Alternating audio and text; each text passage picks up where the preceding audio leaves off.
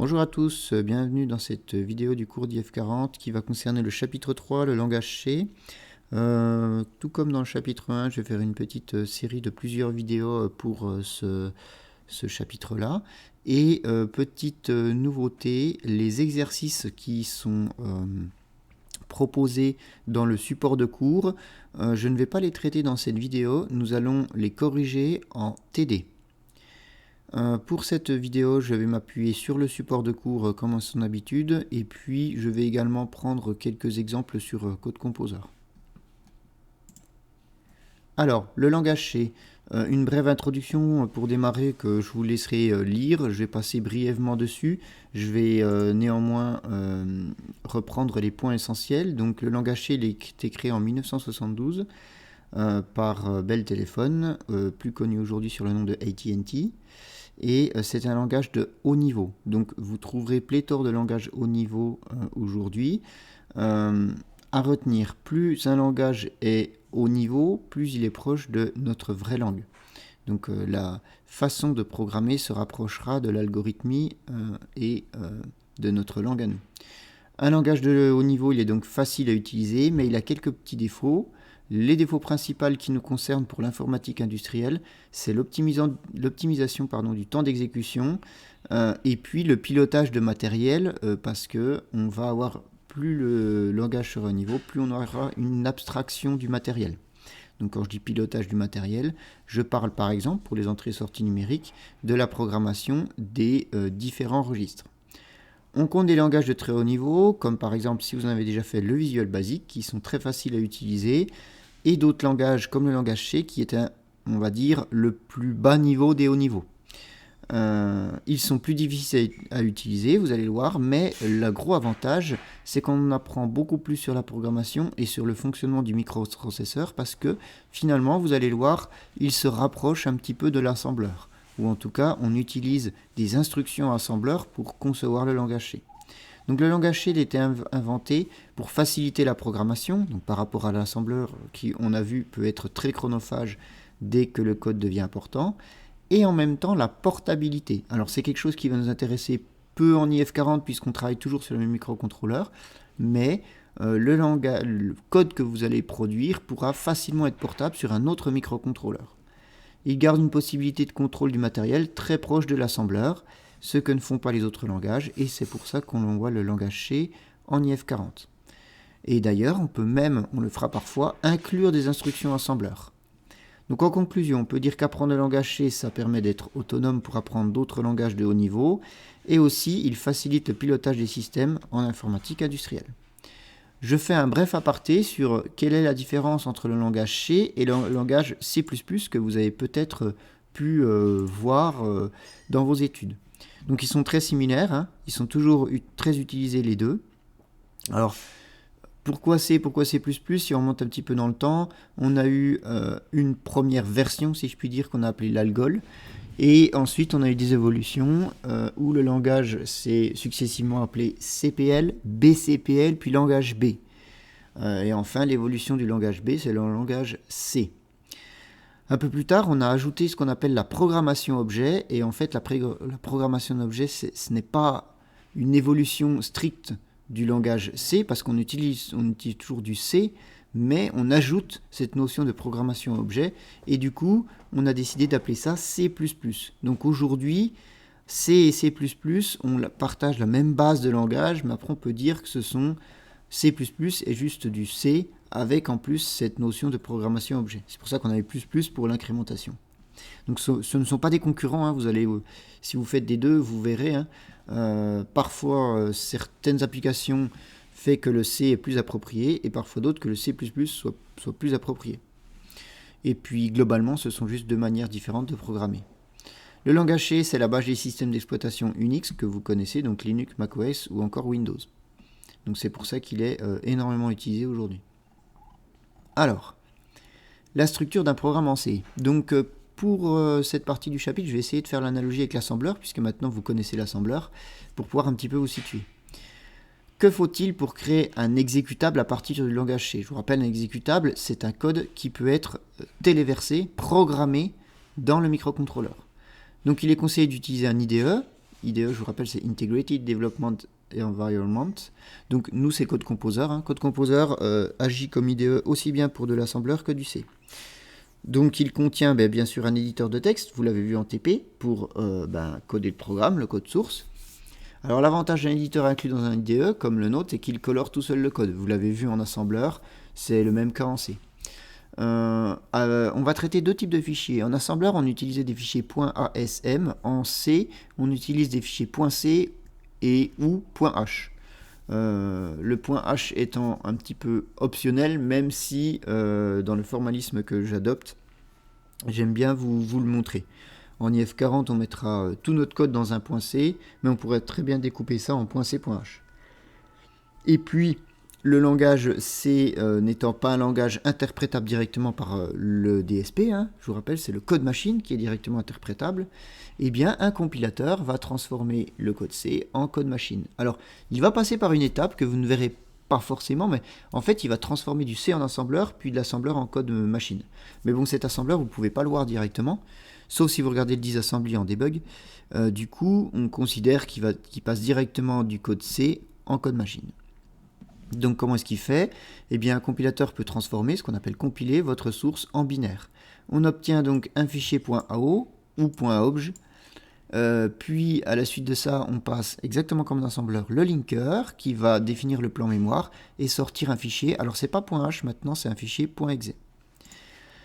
Un debugger, donc c'est le cas dans Code Composer, nous aidera à traquer les erreurs dans votre programme. Ça marche exactement comme un assembleur.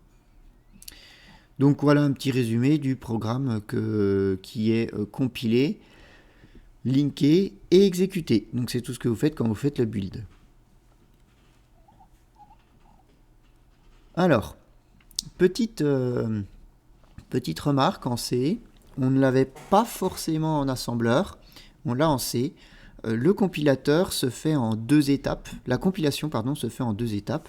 Avant de démarrer le compilateur en lui-même qui va transformer votre code en C en code machine, eh bien il va y avoir une première moulinette qui va passer qu'on appelle le préprocesseur.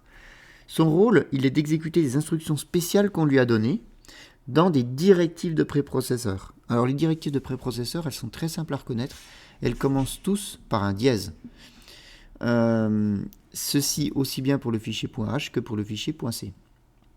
Et une fois que ce préprocesseur a passé en revue tout votre code, le compilateur passe en revue le code et il consiste à transformer vos fichiers sources, puisqu'il peut y en avoir plusieurs, en un code binaire compréhensible par l'ordinateur, c'est le code machine.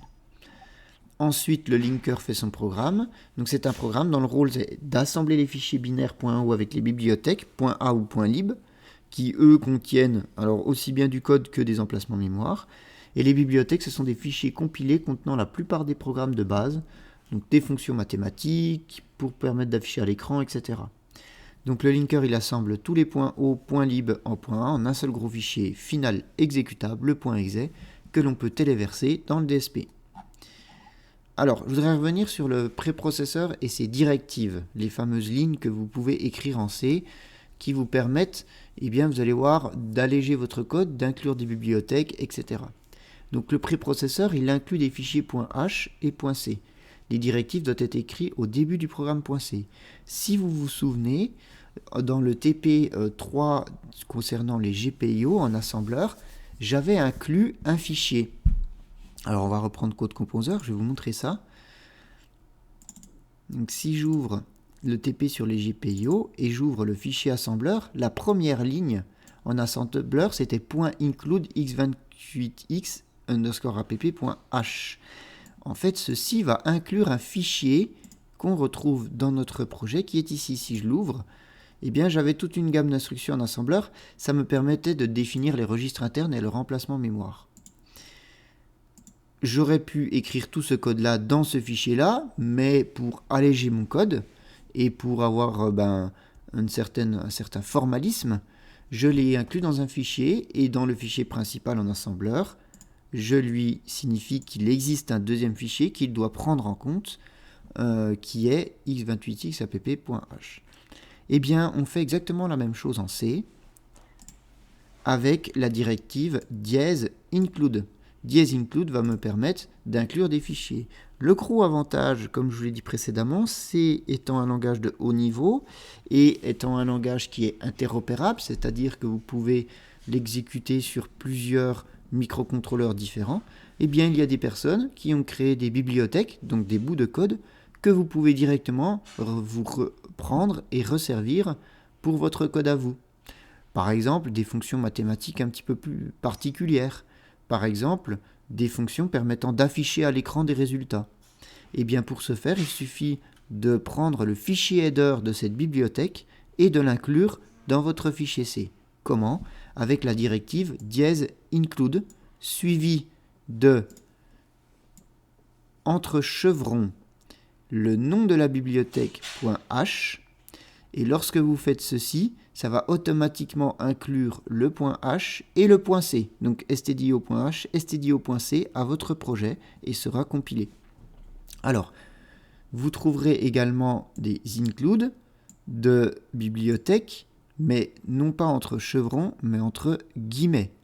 Quelle est la différence entre les deux ? L'insertion de fichiers .h ou header, lorsque le nom est entre chevrons, ce sont des fichiers appartenant au répertoire include de l'IDE. En fait, ça, c'est des bibliothèques qui s'installent en même temps que vous installez Code Composer. Donc vous avez installé Code Composer sur votre PC, dans C, Program Files, etc. Si vous allez dedans, vous allez trouver un fichier qui s'appelle include, et à l'intérieur, vous allez trouver pléthore de fichiers .h, .c. Et donc, si vous voulez utiliser un de ces fichiers-là, vous l'incluez entre chevrons. D'accord ? Alors, je vous ai fait dans le cours ici 3 includes, c'est les 3 includes qu'on utilisera en IF40. Les 3 bibliothèques, on n'en utilisera pas d'autres, sauf exception, mais normalement avec celle-là, on fait tous les TD, les TP d'IF40. Mais vous pouvez aller voir dans le fichier include du répertoire d'installation, là où vous avez installé Code Composer, il y en a pas mal d'autres.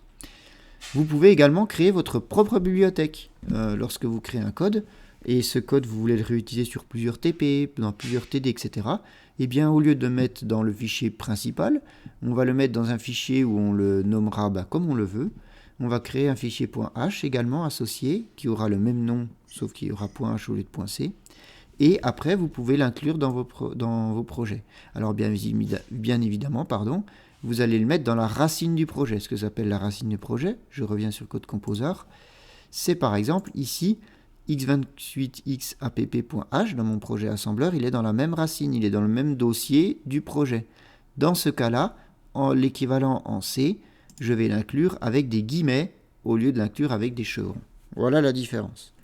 Donc faites attention, par exemple si vous mettez #include stdio.h entre guillemets, le préprocesseur va vous retourner une erreur lors de la compilation en disant je ne trouve pas la bibliothèque stdio.h parce qu'elle n'est pas dans le répertoire de projet, mais elle est dans le répertoire de l'IDE. Et inverse si vous faites ça avec les chevrons. Voilà pour la directive include, donc qui est fort utile pour pouvoir inclure des bibliothèques. Ensuite, on a une deuxième directive qui va également nous être bien utile, qui est la directive define. La directive define, on y adjoint 2 champs. Le premier champ, c'est un nom, donc on sépare le champ par des espaces. On fait define, espace le nom, espace la valeur. Si vous faites une tabulation au lieu d'un espace, cela fonctionne également. Alors nom, il va être remplacé par valeur dans le code source du préprocesseur. Exemple, si je fais define toto espace 1, à chaque fois que j'écrirai toto dans mon code après, eh bien le préprocesseur il va remplacer toto par 1. Voilà, tout simplement. Un autre exemple, define timex espace 600. Quand j'écrirai timex dans mon code, eh bien il sera remplacé automatiquement par 600 avant que le compilateur fasse son travail. Donc, qu'est-ce que ça permet ? Eh bien, ça permet, par exemple, si vous devez mettre à plusieurs endroits le nombre 600, et ensuite vous voulez modifier votre code en passant à 700, par exemple, au lieu d'aller réécrire partout dans le code, vous avez juste à aller modifier la ligne du define, et ça portera sur tout le code. On peut faire également autre chose, on peut définir des petites fonctions avec define. Quand je dis petites fonctions, ce sont des fonctions qui tiennent sur une seule ligne. Exemple, define carré, là j'ouvre la parenthèse, je mets x, je ferme la parenthèse, et bien lorsque j'appellerai dans mon code le define, donc carré, je pourrais ouvrir la parenthèse, au lieu de mettre x, mettre un nombre et fermer la parenthèse. un espace et on fait ce que fait la fonction. Ici, la fonction fait x fois x, donc x carré. Ainsi, lorsque la ligne y égale carré de x est écrite dans le programme, le compilateur comprend qu'il faut affecter à y la valeur x carré. Donc ça peut être bien pratique. Alors ensuite, il y a d'autres directives préprocesseurs en C, mais c'est les deux seuls là, les include et les define, qu'on utilisera en IF40. Donc je ne vous montre pas les autres. Si vous êtes intéressé, je vous laisse chercher sur internet les autres directives. Alors, quelques commentaires. Comment est-ce qu'on écrit des commentaires? Vous vous souvenez, en assembleur, on mettait un point-virgule pour démarrer un commentaire et le commentaire automatiquement se finissait lorsqu'on allait à la ligne. En C, les commentaires ils sont bien sûr très utiles pour guider le programmeur dans son code source. Pour écrire un commentaire sur une seule ligne, donc exactement comme en assembleur, on fait double slash, comme ceci. Donc on peut le faire par exemple à droite d'une instruction. Donc ici c'est mon instruction, ici je peux faire double slash. Je peux le faire un petit peu partout. Et le commentaire s'arrêtera lorsque je vais à la ligne. Mais également en C, il y a un truc en plus qui est pas mal. C'est si votre commentaire, par exemple, vous le faire sur plusieurs lignes, il faut utiliser un slash suivi d'une étoile. Slash étoile comme ça, pour débuter le commentaire. Et on finira par étoile slash pour la fin du commentaire. Exemple, ici, étoile slash étoile. J'écris sur plusieurs lignes, étoile slash, je termine. Je peux également vous montrer un autre exemple. Dans ce code-là,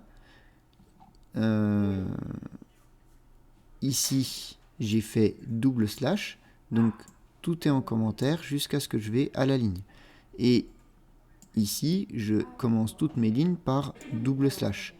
J'aurais très bien pu enlever ces double slash et faire slash étoile ici, étoile slash ici. Ça revient exactement au même. Ok ?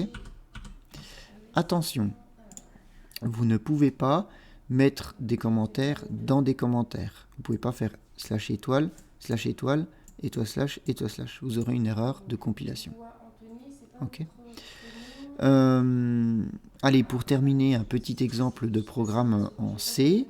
Donc, comme je vous l'ai dit, le programme dans le fichier C commencera tout au début par les directives de préprocesseur. Ici, par exemple, je fais doesInclude.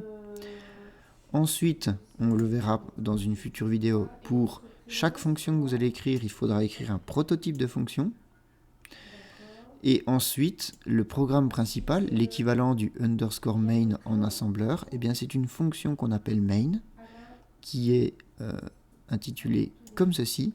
Et cette fonction, en fait, on l'a définie entre accolades. Donc une accolade qui commence ici, une accolade qui finit ici. Et tout ce qui est entre ces deux accolades, eh bien c'est le programme principal. À l'intérieur de ce programme principal, on trouvera des déclarations de variables, l'équivalent des points BSS en assembleur. On trouvera des instructions en C, bien entendu. Et puis, on peut, en dehors de la fonction main, donc qui s'arrête ici, excusez-moi, j'ai mal indiqué tout à l'heure, donc elle commence là, elle finit là. En dehors de cette fonction main, on trouvera la déclaration de nos fonctions, l'équivalent des sous-programmes en assembleur. Ok ? C'est tout pour cette vidéo. Donc, dans une prochaine vidéo, on verra un petit peu plus en détail les variables, les fonctions et les différentes opérations en C. Je vous remercie.